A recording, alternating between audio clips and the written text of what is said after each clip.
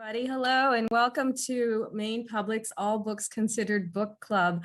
I understand there are almost 2,000 members of our book club now, so hello to all of you book lovers out there, and thank you so much for joining us tonight. We are so thrilled to have Lily King with us to talk about her new book, Writers and Lovers. Before we barrage Lily with questions, though, I just want to take a moment to thank our sponsors. We have DN Wealth Advisors and Bull Moose, whose generous support made this event possible. So we thank them for their generosity. Also, a big thank you to the bookstores for partnering with our book club. We had Bookstacks in Bucksport, Left Bank Books in Belfast, Print in Portland, Sherman's Maine Coast Bookshops, DDG Booksellers in Farmington, and of course, Bull Moose. So thank you to all of those places that had Lily's book available for all of us. So just an explanation of how this will work. We have received a lot of questions via email from a lot of you in advance, so thank you for that.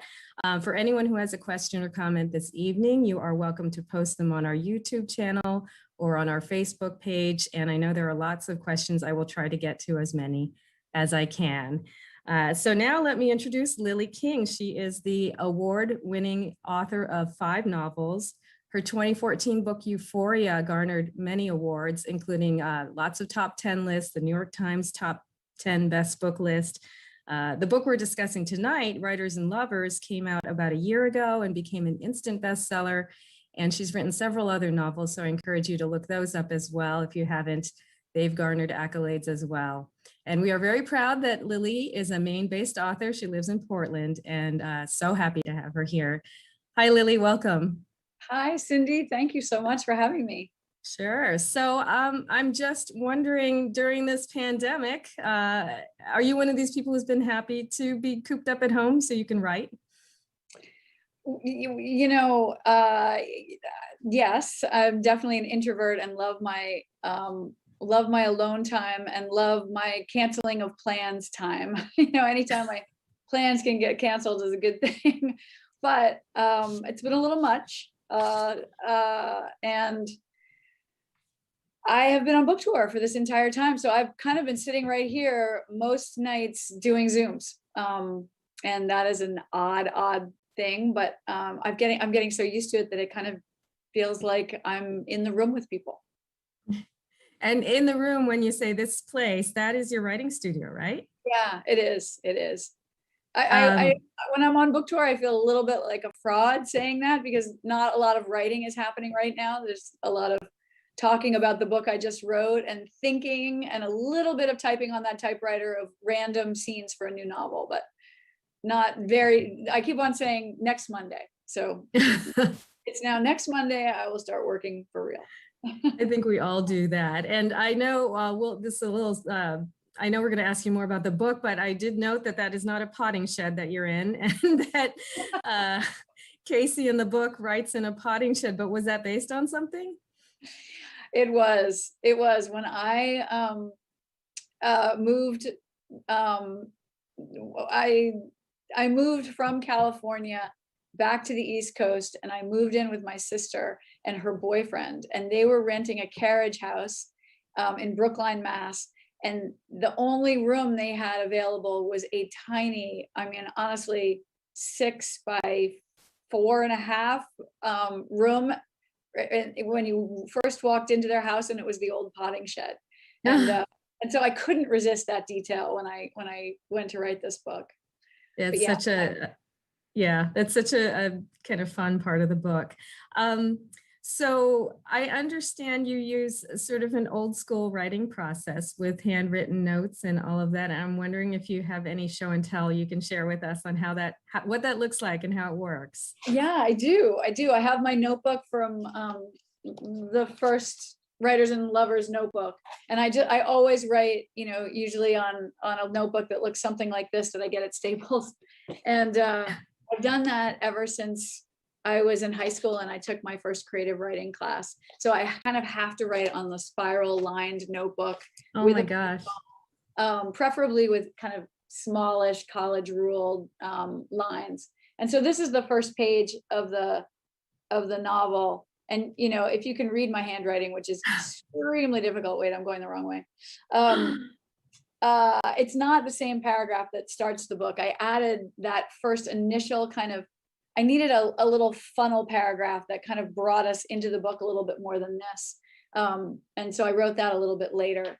But I really like writing by hand because I can cross out things but still see it, because sometimes it's the cross outs that you need, and on a computer, you just erase it. And I also like that you can write in the margins. I use, as you can see, I write in the margins a lot. I write in all the extra space, and that really, really helps me. Wow. Kind of, I don't know, I can add on in a different way. It just works better for me somehow. I can also draw in the margins. And so when I have, characters go to a dinner party, I can draw out the table. I can see who's sitting next to whom. I'm kind of a visual person in that Wow. way. And then, like there's a scene with Silas and Casey, when they have their second date and they draw things at this little table. I drew all of those little things in my notebook. And so I don't know, it's very helpful. And then at the very back, I just keep notes that ideas I get while I'm writing. And then when my writing gets a little too, my notes get so many that I can't quite figure out what was I going to do next and what was I going to do next. I make a little timeline. So this is Well, you are a visual thinker.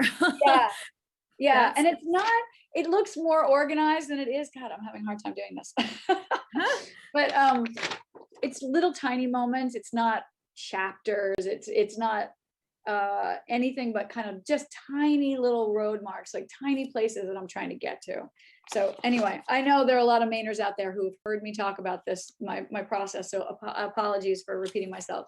And then I'll just say the last thing, I keep a writing log. My process hasn't changed in all of these novels. So, but I just write the time, the day, and I write how much I've written. And so this is the first day, May 23rd, 2016, that I wrote this book. And I wrote 4.5 pages. That was kind of a big day. And then I keep a lot of calendars. Trying to, always figure out, okay, when am I going to finish the first draft? When am I going to finish the first draft? And I'm always, rewriting the calendar. So when did you? What's that? If you started that in 2016, when did you finish the first draft? I finished it 13 months later.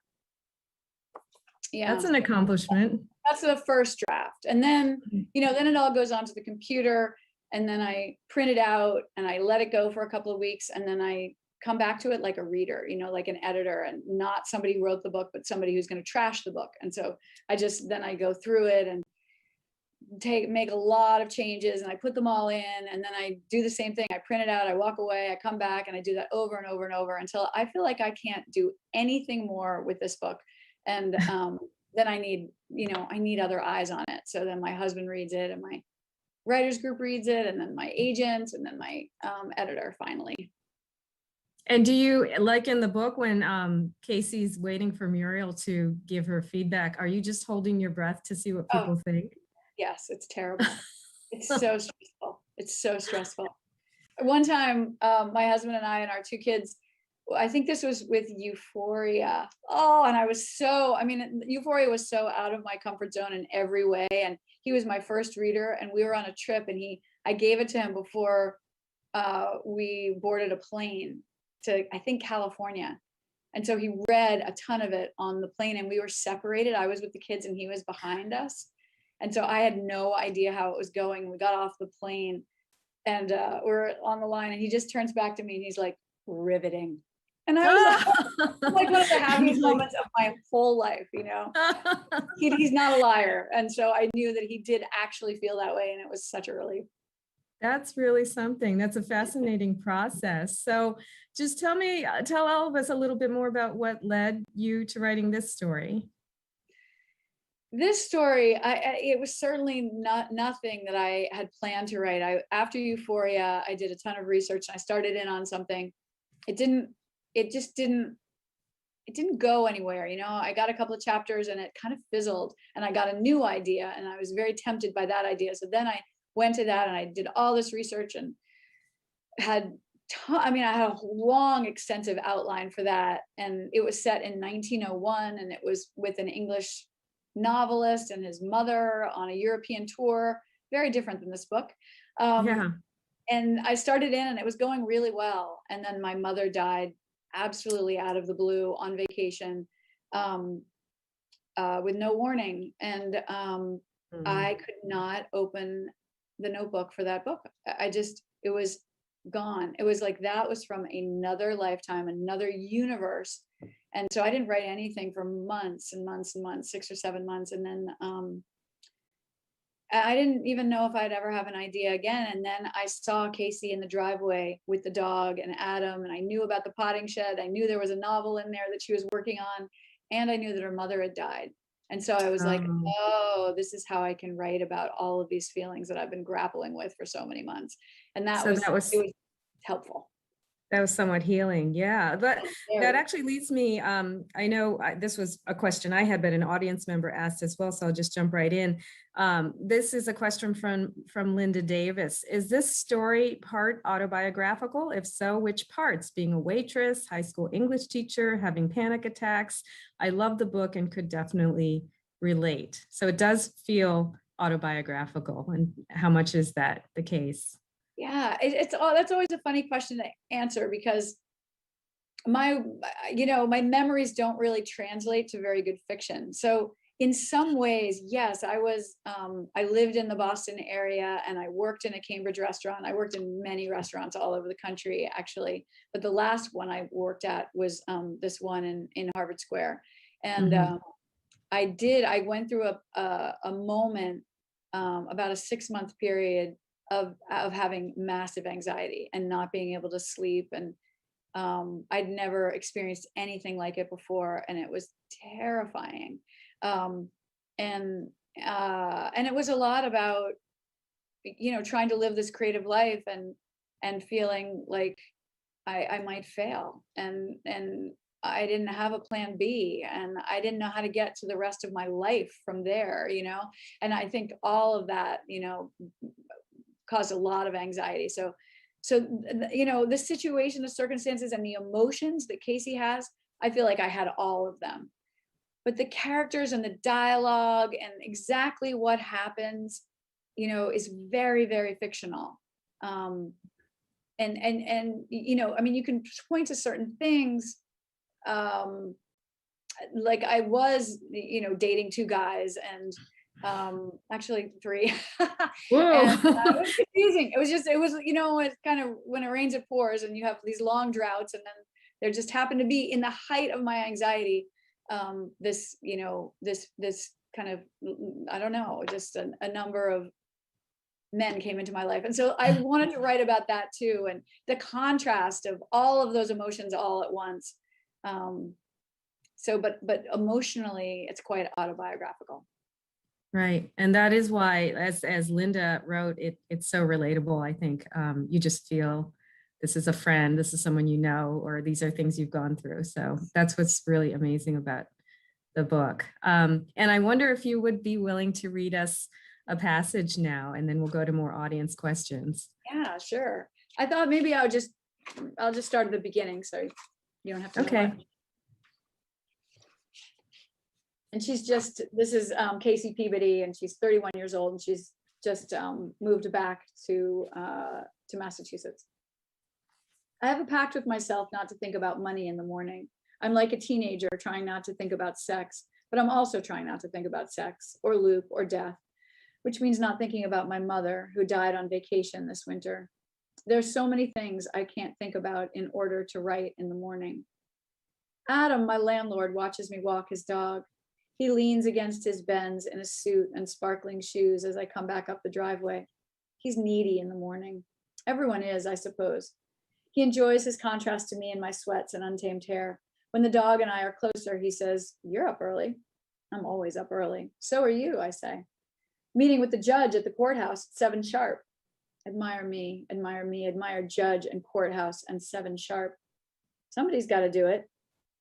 I don't like myself around Adam. I don't think he wants me to. I let the dog yank me a few steps past him toward a squirrel squeezing through some slats at the side of his big house. So, he says, unwilling to let me get too far away, how's the novel? He says it like I made the word up myself. He's still leaning against his car and turning only his head in my direction, as if he likes his pose too much to undo it. It's all right. The bees in my chest stir. A few creep down the inside of my arm. One conversation can destroy my whole morning. I've got to get back to it. Short day, working a double. I pull the dog up Adam's back porch, unhook the leash, nudge him through the door, and drop quickly back down the steps. How many pages you got now? A couple of hundred, maybe. I don't stop moving. I'm halfway to my room at the side of his garage. You know, he says, pushing himself off his car, waiting for my full attention. I just find it extraordinary that you think you have something to say. I sit at my desk and stare at the sentences I wrote before walking the dog. I don't remember them. I don't remember putting them down. I'm so tired. I look at the green digits on the clock radio, less than 3 hours before I have to dress for my lunch shift. Adam went to college with my older brother, Caleb. In fact, I think Caleb was a little in love with him back then. And for this, he gives me a break in the rent. He shaves off a bit more for walking his dog in the morning. The room used to be a potting shed, and it still has a loam and rotting leaves smell. There's just enough space for a twin mattress, desk and chair, hot plate, and toaster oven in the bathroom. I set the kettle back on the burner for another cup of black tea. I don't write because I think I have something to say. I write because if I don't, everything feels even worse. So Lily, that last line is one that really seems to encapsulate the life of a writer. Did that drive you in creating the sort of start to the book? If I don't write, I feel even worse. Yes. Yeah, that line and Adam's line about, thinking, you have something to say. Right. Yeah, it definitely did. That line about feeling even worse is so true. And I was glad that I was able to find a place to put that feeling, because I feel it all the time. And this even just this first passage illustrates how this book is so vivid and the characters are so compelling. It's kind of crying out to be made into a movie, which I hear recent news flash is that is likely to happen. Is that right? Do you want to talk about that a little bit? Yeah. I've signed a deal with Toni Collette, who will direct it. And Wow. she and Nick Payne, the playwright and screenwriter, are writing the screenplay. And I don't really know much more than that. That's pretty big. That's huge. Congratulations. I did read that Toni Collette was just like, I have to do this. She hasn't directed before, but she read your book and just like was compelled to do that. I'm so excited that she's doing her directorial debut with the book. I can't even tell you. I just worship her. So I'm thrilled, really thrilled. I think yeah, well, congratulations. You'll get a little glimpse of how Hollywood works, huh? I guess so. Well, let's go to another question from a member in the audience. Here's one from Jude Lamb. Thanks for the great read. Why did you decide to write your book in first person? It seems a very challenging choice, and you did it very convincingly. Oh, thank you. Sometimes with books, I go back and forth and I play around with perspective, and I'm never quite sure. With this one, it was always first person. I mean, let me just verify, but I'm pretty sure. What I did do was I played around with the tense.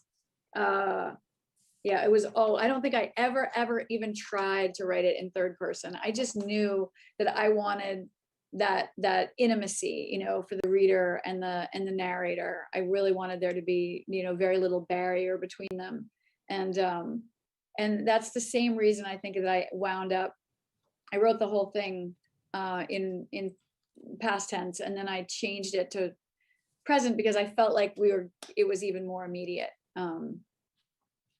And this next book I'm writing is very omniscient. It's going into all kinds of different heads, and I'm scared but excited to try that out because I've only sort of limited third.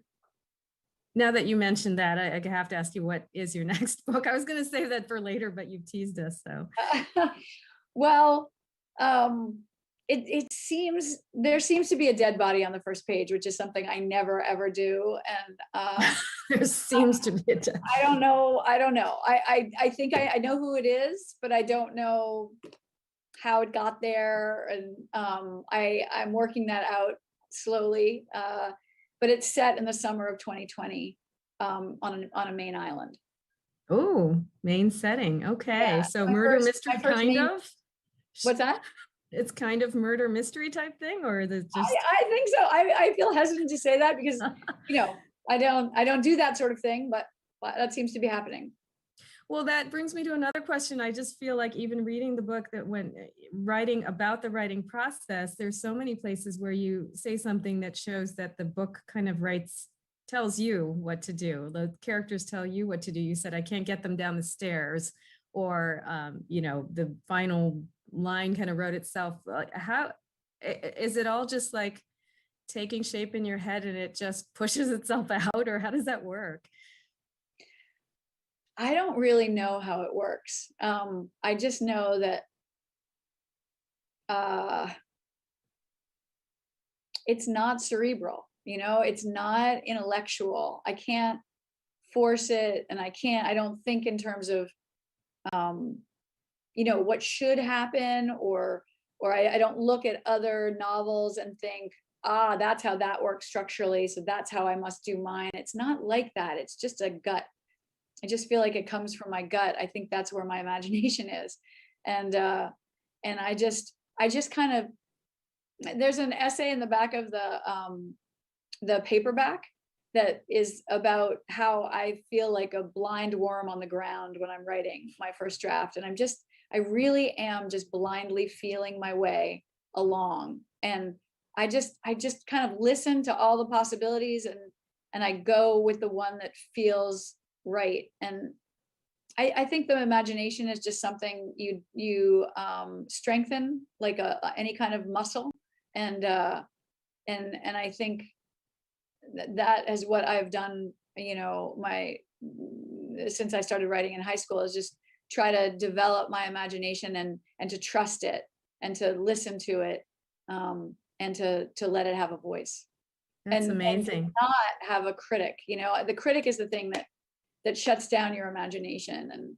And I think it's really easy to be really critical of your thoughts and your writing. And with a first draft, you can't. You have to really be open to anything, get it all down on the page, and then you can introduce the critic for the second draft and shape it better. Oh, that's fascinating. That actually ties into one of the questions we got from our audience, and this is from Brenda Moot. She says, I really enjoyed Writers and Lovers. I think the process of writing can reveal ideas and feelings we didn't even know we had. While you were writing this book, did you have any revelations for yourself in your own life, in your perspective on life? And also, I'm so glad you had Camilla choose to be with Silas. Thanks. Yes, I mean, I do. What I love most about writing is the surprise, and finding out these things that were in me that I didn't know about, or these opinions that I had, and or these. I think also just taking the kind of raw material of your experiences, your imagination, and what you've read and what you've learned, and being able to make something out of that, all of that, just feels really good. And I can't say that I can, I mean, I know that there are scenes in this book that I can point to that I was surprised by and really pleased with. In terms of, learning something, I'm not sure, but I know that there was just great pleasure and surprise at writing them. Like the scene where the father comes into the restaurant. I had written another scene where she goes up and visits the father in his house in Maine. And it was flat. It was fine. Like it would have been fine, but it wasn't what I really wanted. And I didn't really know what I really wanted until suddenly he walked into the restaurant. And then I was able to do everything in a much more concise way, and kind of a surprising and more vivid way. And that was great. I loved doing that. And another scene that really helped me with stuff I was going through with my own mother's death was that scene where the two doctors come into the restaurant, and She, makes them incredibly uncomfortable, trying to ask, telling them exactly what she knows about her mother on vacation, and then saying, well, how did she die? What happened? What physically went wrong with her? They're sitting there And eating. they're just like, they just want to drink their cappuccinos and get out of there. And they're, I loved that kind of tension because they're so uncomfortable and they've just come, to get away from the hospital, and she's just desperate and she's just in full grief. And I felt that way. And I feel like I made somebody at a dinner party really uncomfortable once asking her a question like that. And so it was so good to take all that. I had a little shame about that moment, but then to be able to apply it to a scene in this book, I don't have any more shame about that. I was like, God, I could use that. I got a good scene out of that. Like, I don't have to feel bad about that anymore. So it's therapeutic. Very, very, very therapeutic. Any other surprising things come to mind that like you didn't expect would happen when you were writing? I think that chapter where Casey goes to the library and reads about famous writers' dead mothers, how they died and what effect it had on their careers. That was an idea I had, but I thought maybe I would scatter them throughout the book, and then it never worked, so I never put it in. And then the book, was edited and copy edited and went into galleys. And I was reading the galley and I was like, that chapter is missing. That should be a chapter. I can cull it all together and put it in there. And I sent it to my editor and we agreed that, yeah, that should go in there. And that felt really good, kind of at the 11th hour to throw that together, make that work, and then insert it in the book. I was just really glad to have that in there. And I was really surprised when I did the research at how galvanizing having their mothers die was for their career. And that was That's just a interesting. consistent story I found with nearly every writer I researched. That's really interesting. And then as far as the, really, you mentioned earlier how you were grieving your mother and you wrote this and there was some healing from that. And even in the book, there's some healing she goes through. What kicks in the healing, you think? Time. I mean, I think it's two things: time and feeling the feelings, not denying it, not pushing it aside, not replacing it with other things. But Casey really does the work of grieving. She really lets herself feel that. And grief, it comes in waves. It's not like a depression. It comes over you and you're so sad, and then it washes away, and then you're like, oh, okay, I'm fine. And then it comes back, Mhm. and I think slowly over time, the waves get smaller and they get further apart. And that was my experience. And I think that is what is happening with Casey in this book too. I don't like to pick apart symbolism too much, but the English teachers taught us to do that a little bit. And so the geese have some significance in terms of Casey's mother. Can you talk us through that? Yeah. First, I have to show you a picture of them if people haven't seen them yet. Oh, there they are. My daughter drew them, so I love them. My Your daughter, my older daughter, Callie. Yeah. That's great. I know, it's so cute. So she must be tickled to have that in there. Yeah. I love it so much. Oh, And I didn't expect it. That was definitely a surprise. There are a lot of geese along the river, along Memorial Drive in Cambridge, and I remembered that from living there. And so I put them in the first scene, but it just seemed like every time she did that bike ride or walked there, the geese would be there and they would immediately make her think of her mother. She would feel her mother's presence whenever the geese were there.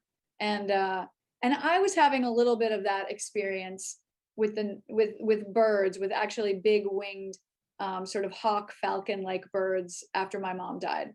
There was a huge one after I spread the first, handful of ashes on this mountain in California. This enormous black bird. I'm so bad at birds. I just don't even know what it was. I mean, it was like a falcon or a hawk, came just careening over, like so slowly. And so it just felt like I felt my mother. I felt that Wow. she was sending me a sign. And I am not that kind of person. And so that, and I kept on having these things with birds. And I know that has happened to a lot of people who've lost somebody really close, that they feel like they're getting some sort of connection with nature or message, you know, be it double rainbows or butterflies or birds. And so, you know, that was happening to me. And so it was really, I didn't even think about it, but it just kind of naturally happened with Casey and the geese. Wow, that's really amazing. And then, I'll and read then they another. gained power. Sorry, I didn't mean to interrupt Yeah, you. no, go ahead. They just kept gaining power. So then when I started to think about how to end the book, I realized that I had to bring them back in some way. Hmm. And I was so glad to have that idea, because I can't imagine how else I would have ended it. Wow, that's great. I will pay more attention to symbolism now. um, so we have from Carolyn Newton. This is kind of an interesting one. I enjoyed developing an understanding of Casey's character as she was gradually revealed in the novel. Can you talk about the significance of Casey's discovering that Adam's dog Ophi was really Ophelia? It seemed to me that it would be unlikely that Casey had been walking the dog for such a long time without knowing it was female. Was this detail meant to indicate her level of distraction during those walks? Exactly. And Oh, resentment. And yes, that's exactly resentment. that. She, you know, she was walking this dog in the early morning, and it's when she wanted to be writing. It was her writing time.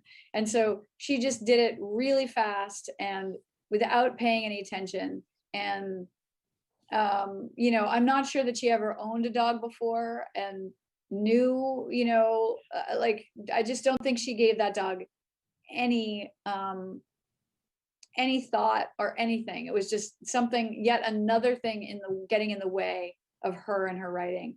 And so that is what I was getting at with that's how incredibly removed she was and distracted and anxious. I mean, you know, just really, really, really kind of on the edge in a way. Yeah. I loved how details with things with when Oscar's walking his dog, I think, and he's got the poop bag and you described how he actually did that. And I thought that having a dog, I thought, well, she got that exactly right. All those details I've were done it amazing. so many hundreds of thousands of times that, yeah. I know. And I think a lot of people noted that your writing about the interactions of Casey and the children was really kind of moving in terms of the details and the warmth that was there. So I'll read another message. I actually don't have the name of who wrote this, but we did get this email. I adored the part in your book when Jasper and Casey have a conversation together at 5 a.m. The dialogue in this scene is perfect and so real. Jasper's halting comment, "I don't remember my mama." Casey describing mother inside of her like, "I swallowed her." The pacing, the descriptions, the dialogue. How did you come to this scene? Was it your conversations with your own children that made this so authentic? It was just lovely, beautifully written. Oh, thank you so, so much. No, it wasn't conversations with my own kids. They were older by then. And they were just mostly comforting me. uh, and I don't know. I mean, I was just full. I was just full of the grief of the loss of my mom, and I remembered the feeling, especially the first few days after she died, of feeling her inside me and feeling like I swallowed her. And I didn't understand it. I'd never felt anything like that before. There were just so many emotions and thoughts I was having at that time that I didn't, that were so incredibly unfamiliar to me. And I wanted to express them in some way. And I liked the idea that, you know, Casey was always getting attracted to people with these big losses. You know, she just gravitated toward them. And Oscar had a loss, but I kind of feel like Oscar was maybe burying in denial, you know, skirting around his loss because his kid's loss was so huge, and he was kind Mhm. of coping with that. And I don't know, I just thought it was important for Casey and the kids to connect in that way about the loss. And it struck me as just interesting that 4-year-old boy and a 31-year-old woman could have the exact same feelings, and I don't know, there's just so much in this world that connects us all. And I feel like there's so many things that make us feel like we're divided in a gazillion ways. And yet we're just all experiencing these really profound and raw emotions all the time. And I really enjoyed, bringing that together. And I think ageism is kind of an ism that we don't talk about yet. I think it'll come, but I think it's one of our biggest. And this idea that people can connect through the decades is kind of alien to us and our culture, and it shouldn't be. You're right. It's more present in other cultures. That's an interesting point. Speaking of age, I'm wondering, with the choice between the two men, that age was an element. I mean, how much did age play into what felt right for Casey in terms of who she would be with? I don't think it had played in at all for her. I think it was really the character of the two men. And I think she slowly needs to figure out, who has room for me in his heart. I think that's the big question for her. And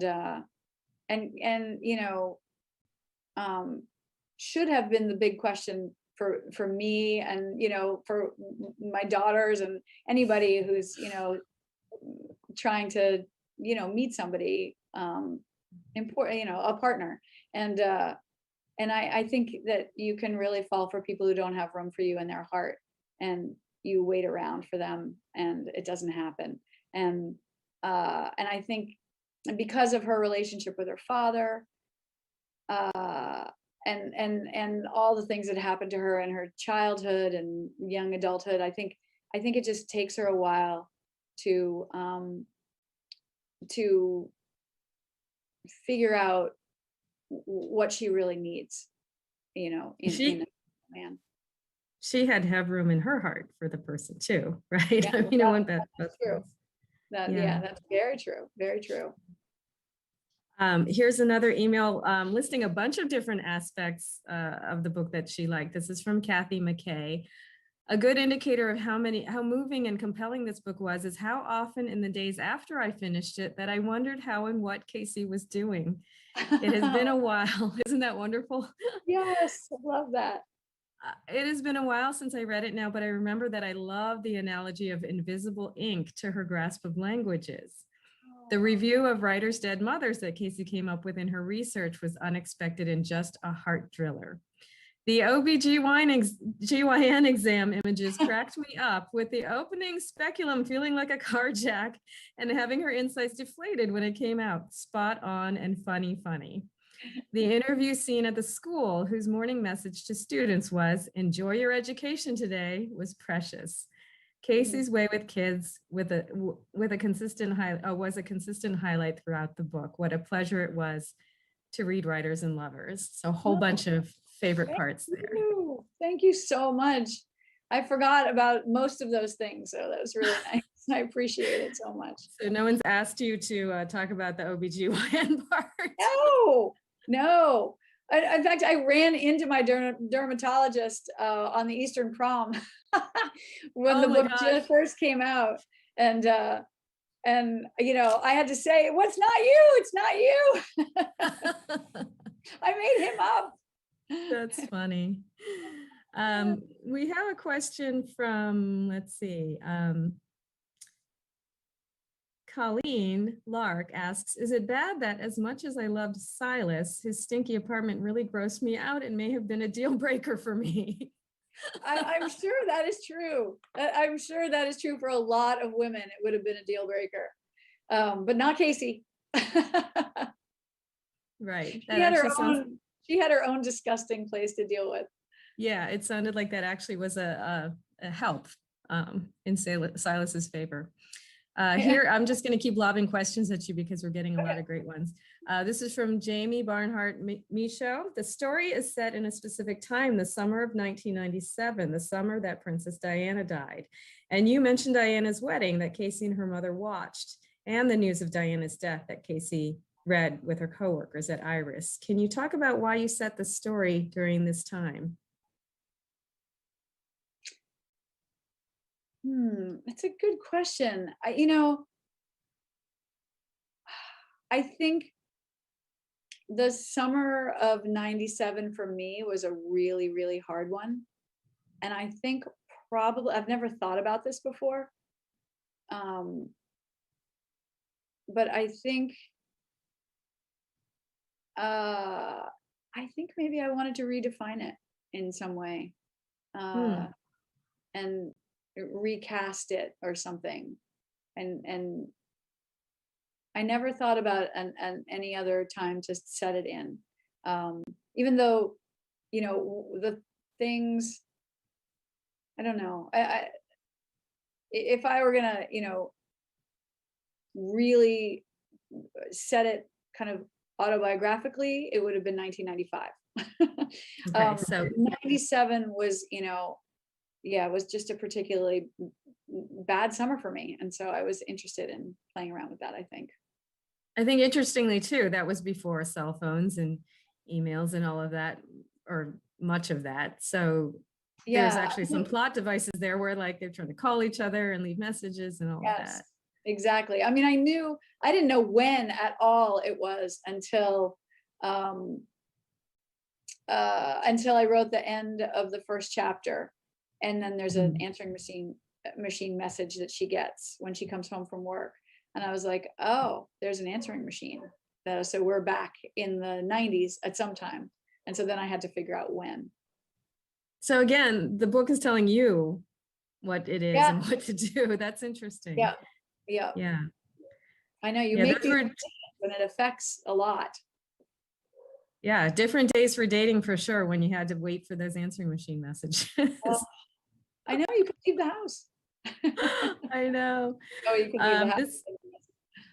Here's just a comment from Mary Kate O'Neill. I really love this book. Listen to it on Audible, which is not my first preference, but the reader was incredible and really put the protagonist in the forefront. Felt like I was right there with her. Have you heard the audiobook? Oh, no. I'm embarrassed to say I had a wonderful choice of readers. They gave me a little segment of 3 people reading the book, and I chose the one that I felt like was definitely Casey. It was so clear to me. I didn't even have to listen to it twice. It was like that one. And I've heard from a lot of people that they really, really like it. And I'm so glad. She was fabulous to work with. And we had some really nice exchanges, and she was very curious, and she's just a wonderful person. So I was really happy about that.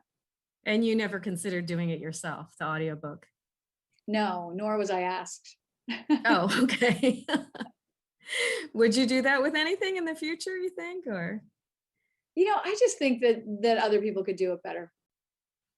Okay, yeah, fair enough. We have a question. Let's see. Someone, Colleen Lark, did I read this? The line you just read, I just find it extraordinary that you think you have something to say, is so cringy.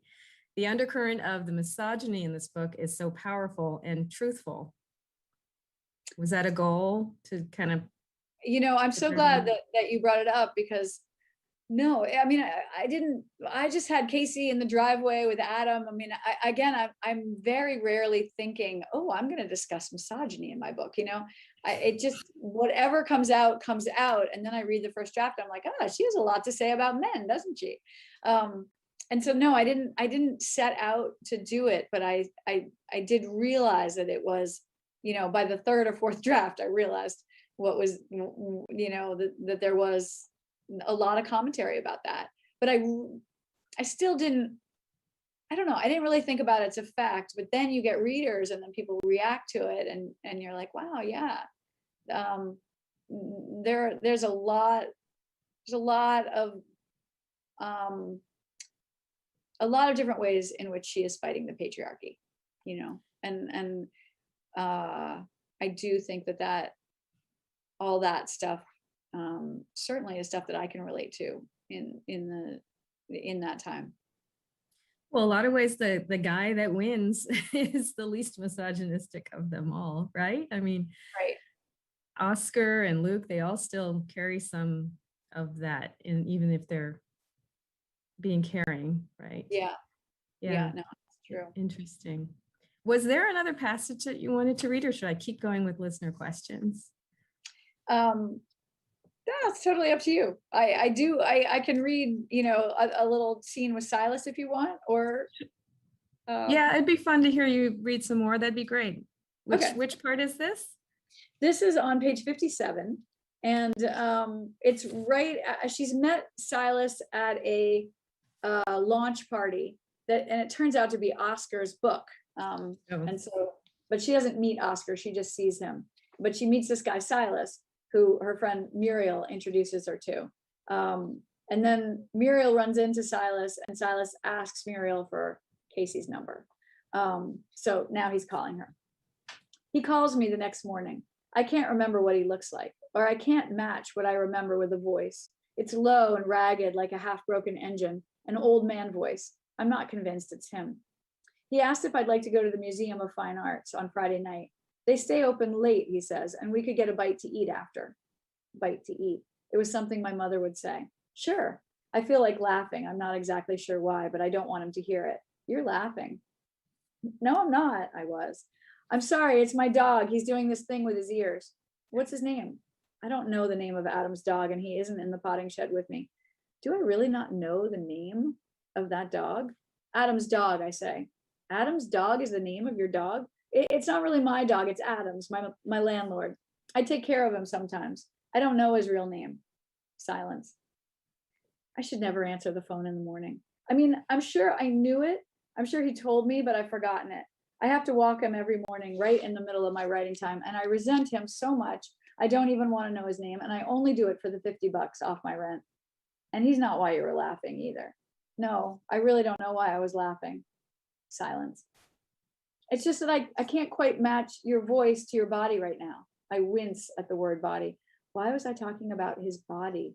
And the expression bite to eat reminds me of my mother. Do not tell him your mother is dead. He is called to ask you out on a date. Do not mention a dead mother. Huh. It sounds like he was getting into a different position, reclining, smushing a pillow under his head maybe. Do you get along with her? Yes, completely, very simpatico. But I don't want to pretend she's somewhere that she isn't, like I did with the dog. She died though, FYI. FYI.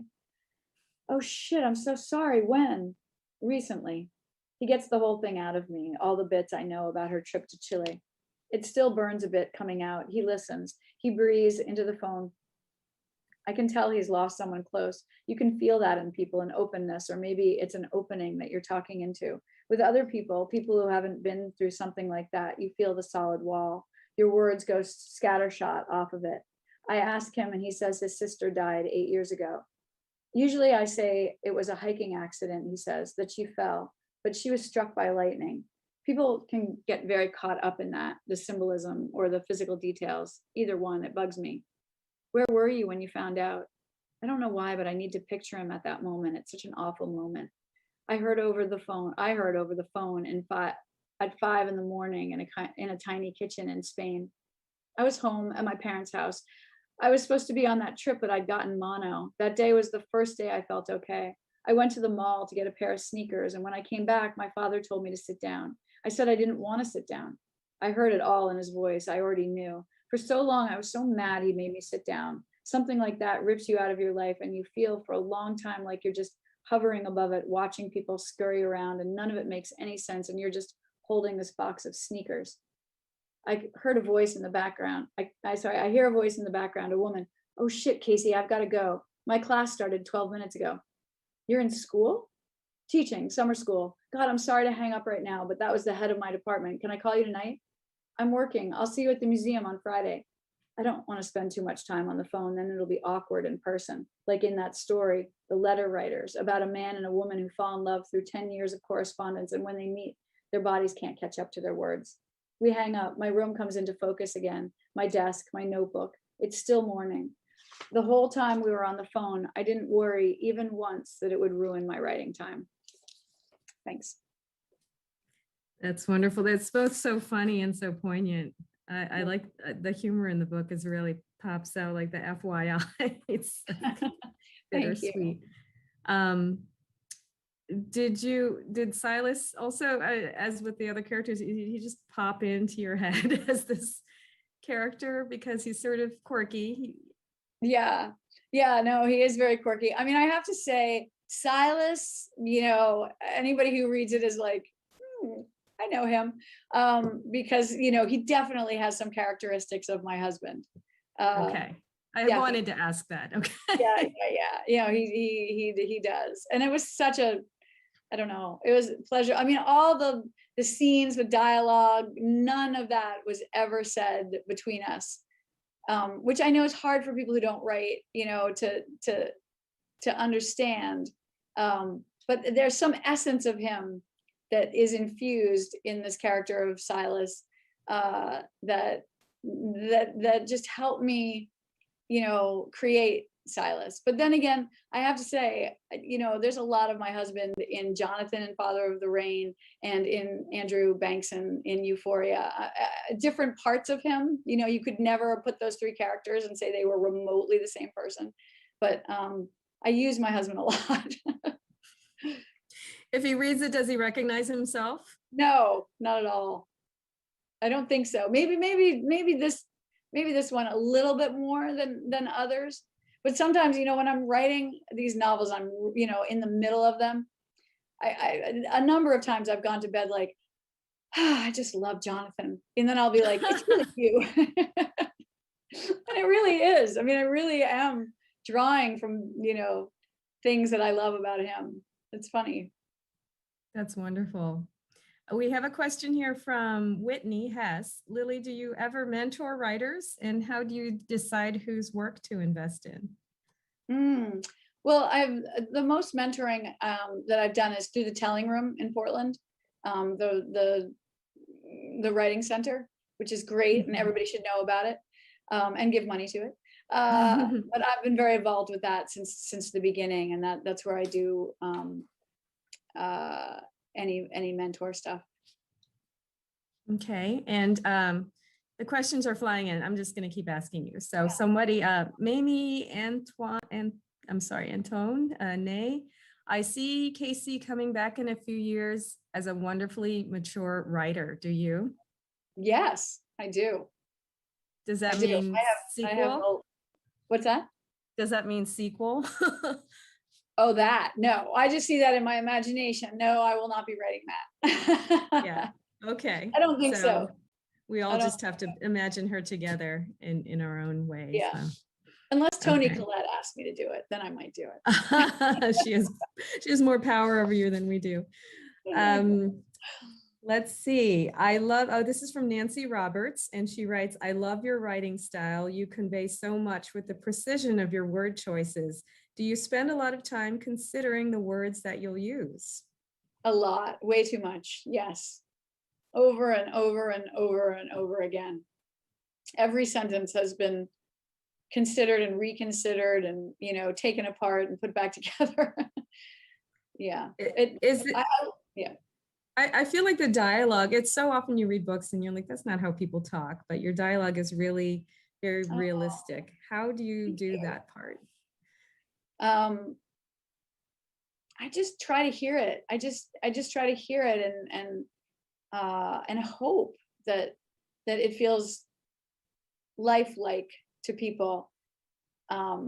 It's funny.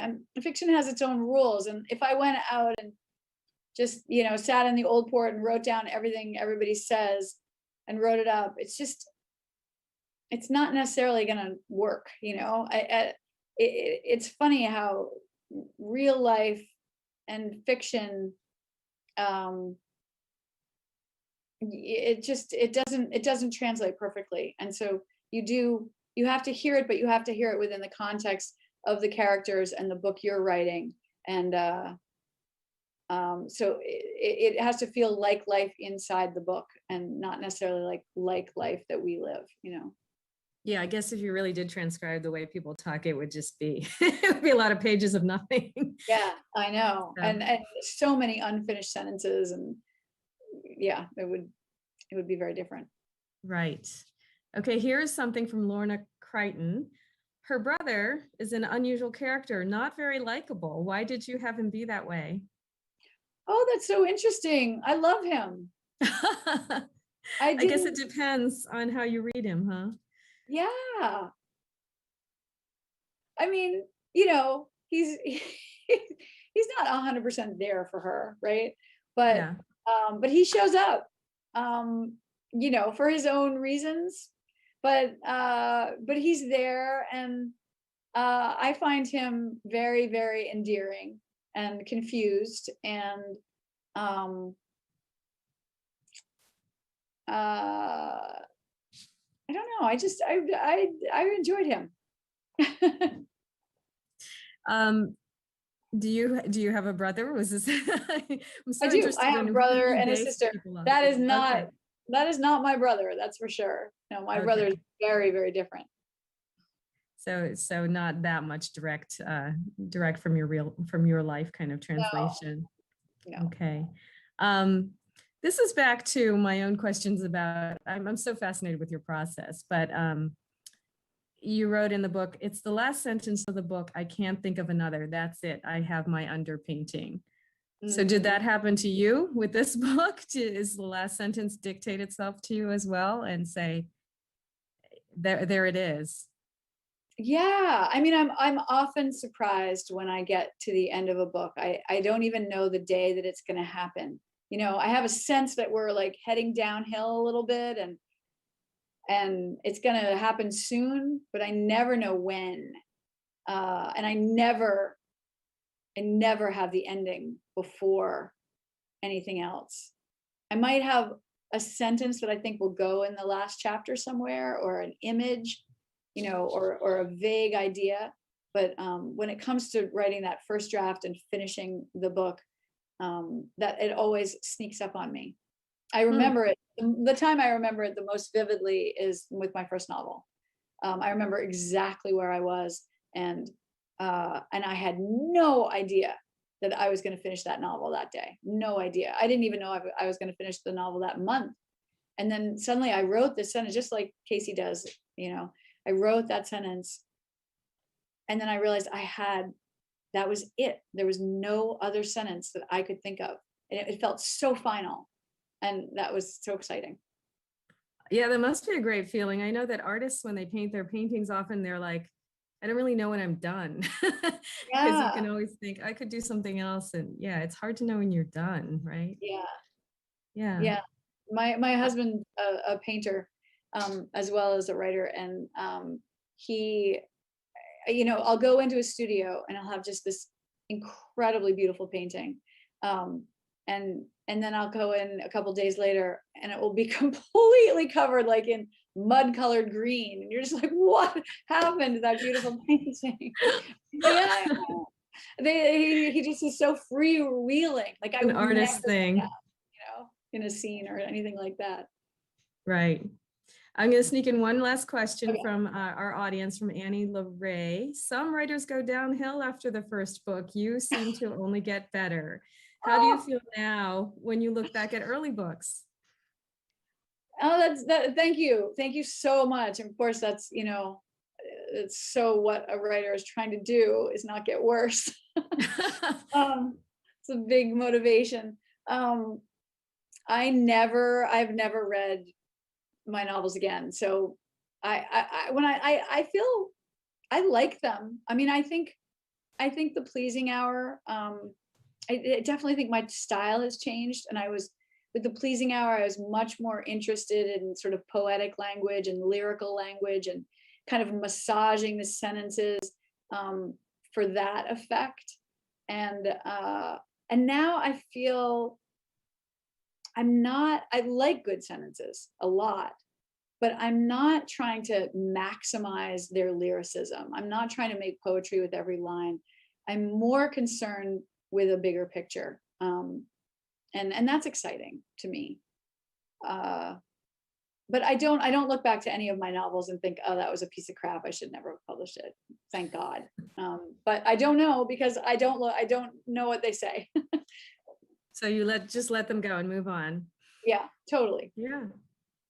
Well, I just want to cite a line in your book that was so on the mark. It applies to writers and lovers when Casey describes how she would talk about books and says, it's a particular kind of pleasure of intimacy, loving a book with someone. And I think we all know how that feels. And this is one of those books that makes you feel that way. So thank you, Lily King, so much for talking with us today. It was such a delight to hear about what goes on in your head as you're creating these wonderful novels.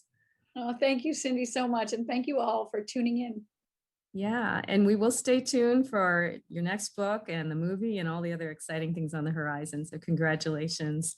Thank you also to our audience so much for being here. And thank you to our two sponsors, GN Wealth Advisors and Bull Moose. And a preview of what's to come, you can get a jump on our next book. Our All Books Considered Book Club selection for April and May is Blue Summer by Jim Nichols. That book club event will take place on Thursday, May 27th at 7 p.m. and it will be hosted by Jennifer Rooks. So thank you so much and have a good night, everyone.